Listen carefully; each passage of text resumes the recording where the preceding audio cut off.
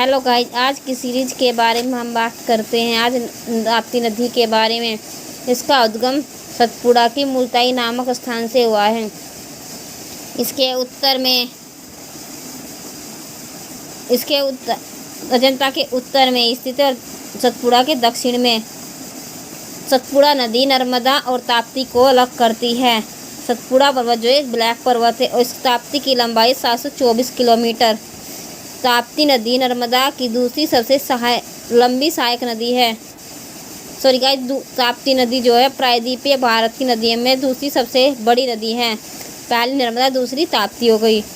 ताप्ती की सहायक नदी है गिरना, अर्णावती, पूर्णा और बांध है ऊकाई और काकरपारा गुजरात में।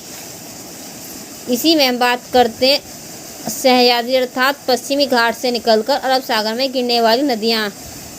मांडवी नदी की बात करते हैं। मांडवी नदी गोवा की राजधानी पणजी स्थित है और जलप्रपात है दूधसागर।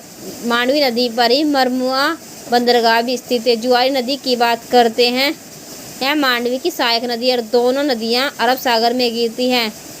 दोनों नदी के क्षेत्र को लोहयस्क प्राप्त किया जाता है। शरावती नदी और गंगावाली नदी ये भी पश्चिम घाट से निकलती हैं। इनका मुहाना भी अरब सागर में। शरावती नदी पर स्थित जलप्रपात है जोग, इसी का नाम गोरसप्पा भी है, इसी का नाम महात्मा गांधी जलप्रपात भी है। पेरियर नदी, इसका उद्गम चोक्कम पट्टी में हुआ अन्नामलाई की पहाड़ियों में। मुहावना इसका वेम्बानंद झील के पास है, अरब सागर में गिरती है। बांध है पेरियर पर रुक्की, इसे ही चापागढ़ डैम भी कहते हैं। पेरियर नदी केरल की सबसे बड़ी लंबी नदी है।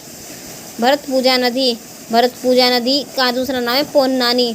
उद्गम अन्नामलाई से हुआ है। पंबा नदी, इसका उद्गम भी अन्नामलाई से हुआ है और वेम्बानंद झील में गिरती है। गाइस, वीडियो पसंद आई तो वीडियो को लाइक करना, चैनल को सब्सक्राइब करना, अपने दोस्तों के साथ शेयर करना।